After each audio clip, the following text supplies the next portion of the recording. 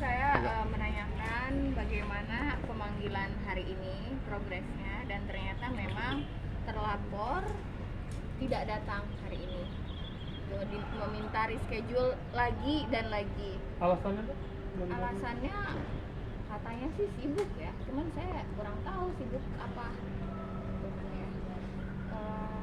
Itu sih saya sangat kecewa ya, karena sempat mendengar dari tayangan kalau dia sebagai warga negara yang baik jika dipanggil katanya akan datang, akan tetapi ini pelaporan saya di Jakarta Barat 2 kali dipanggil nggak datang. Sekarang pun di Polres Bogor sudah 2 kali pemanggilan juga tidak datang. Jadi mana katanya sebagai warga negara yang baik kok nggak datang? Aku cuma menyampaikan aja karena saya pernah melihat tayangan katanya jika dia dipanggil sebagai warga negara yang baik akan datang. Mana buktinya? Di reschedule-nya ke kapan mungkin dok? Tahu tidak? Kurang tahu itu. Saya tadi buru-buru juga, mungkin untuk masalah reschedule-nya akan saya boleh ditanyakan ke penyidik. Ini kan udah kali panggilan dok, berarti ya mungkin ada kemungkinan buat dijemput paksa atau gimana, dan infonya nggak sih dok dari dalam? Itu sih kan mereka infonya akan melakukan sesuai prosedur hukum yang berlaku, bersifat presisi dan sesuai prosedur dan protap dari kepolisian. Seharusnya ya, tapi saya di sini kan bukan penyidik, itu memang hak prerogatif dan kebijakan subjektivitas dari penyidik gitu.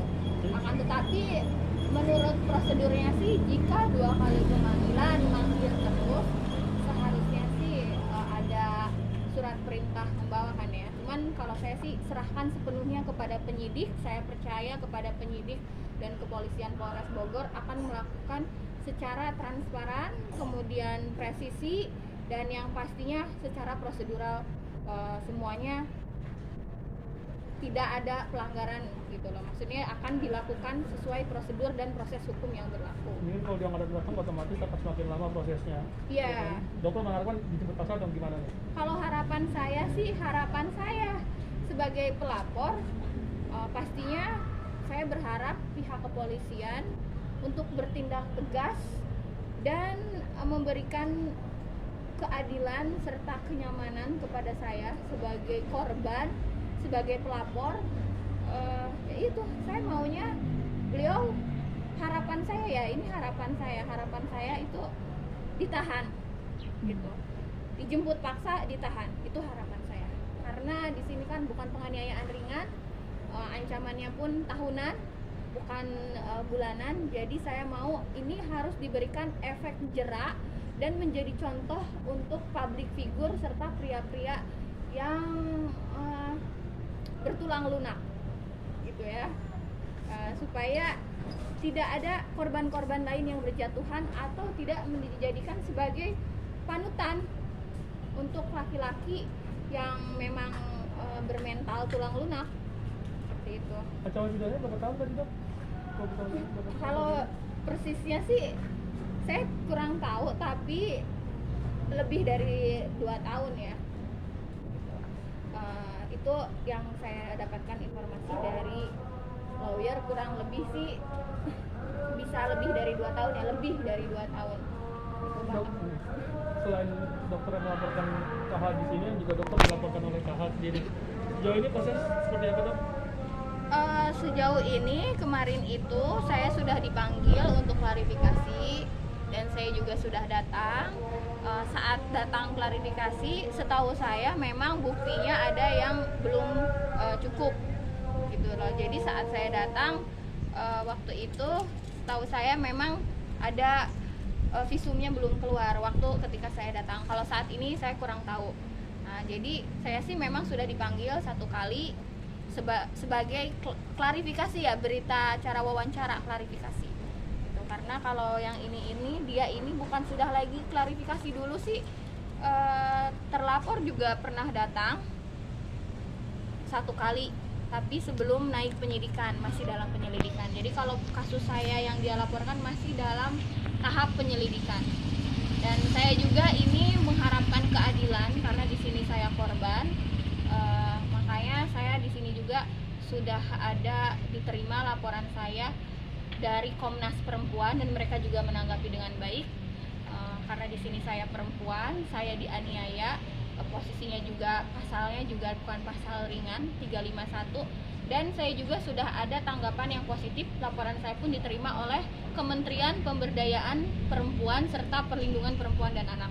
Jadi dari pihak kementerian pun akan mengawal kasus saya, termasuk Komnas Perempuan.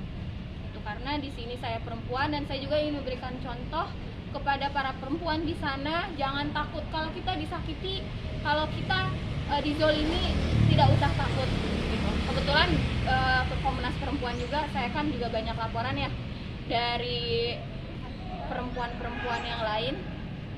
Ternyata mereka ini merasa diduga telah dilecehkan juga secara verbal oleh terlapor ini. Banyak ya, lebih dari 10 orang secara verbal ya. Itu mulai dari meminta foto untuk naked ya, telanjang, mengajak ke hotel dan lain-lain. Intinya di sini saya ingin memberikan suara kepada orang-orang yang tidak mau bersuara. I give a voice to someone who couldn't speak. Give a voice to the voiceless. Gitu. Karena di sini kalau saya tidak speak up, siapa yang akan berbicara? Itu apalagi di sini saya dizolimi ya. Saya duluan, saya korban, tapi beliau playing victim. Gitu. Di sini kan nanti juga akan dilihat. Pokoknya saya maju terus, pantang mundur, dan saya akan mencari keadilan. Seperti kata pepatah kan, there is no justice in the world unless we make it. Tidak ada keadilan di dunia ini kecuali kita harus yang mencari sendiri. Makanya di sini saya datang untuk mencari keadilan untuk saya, karena saya sudah dirugikan, baik penganiayaan secara mental, penganiayaan secara fisik, kerugian materi, dan ibaratnya itu tidak kecil. Di sini kan apa ya,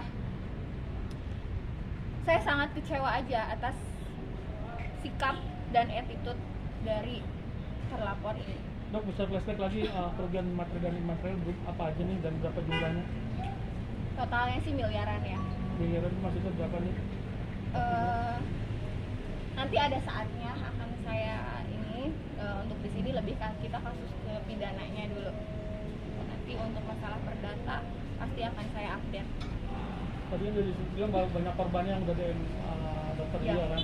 Ini kalau semakin banyak korban biasanya makin mempercepat penyidikan pastinya kan. Iya, jadi harus. ada sekalian barang gitu misalnya. Ya harusnya ketika banyak korban otomatis dari pihak kepolisian harus memberikan efek jera serta keadilan, dan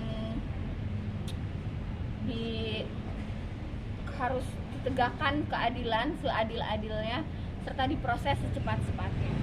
Dan itu tadi harapan saya, mudah-mudahan tidak ada lagi korban-korban yang berjatuhan, mudah-mudahan tidak ada lagi orang yang atau pria-pria yang bersifat tidak gentleman ya di sini. Di sini seharusnya sebagai seorang public figure harus memberikan contoh. Dia tidak kenapa-kenapa loh, tapi merasa dirinya sebagai korban, gitu kan. Dan sebenarnya yang korban itu siapa? Sekarang kalau misalnya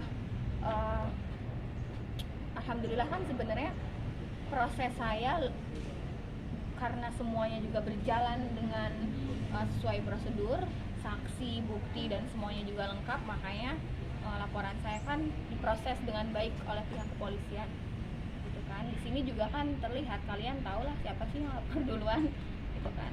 Dan alhamdulillah dari pihak kepolisian, dari pihak Komnas Perempuan, dari pihak Kementerian Pemberdayaan Perempuan dan Perlindungan Anak juga memberikan respon yang positif, karena di Indonesia ini perempuan masih dilindungi ya. Kita negara timur, di kepolisian sendiri juga ada tim perlindungan perempuan dan anak, di kementerian juga ada Kementerian Pemberdayaan Perempuan dan Perlindungan Anak, di Komnas Perempuan juga ada. Jadi di sini saya sih sangat bersyukur dan juga bangga berada di negeri timur yang menjunjung tinggi harkat martabat wanita. Betapa wanita itu sepertinya tidak boleh disakiti oleh kaum pria gitu kan, karena kenyataannya tidak ada kan Komnas lelaki tidak ada perlindungan, karena di sini terlihat ibaratnya untuk urusan tenaga, apalagi postur tubuh lah, bagaimana saya menganiaya dia, postur tubuh saya aja sudah jauh berbeda dari tenaga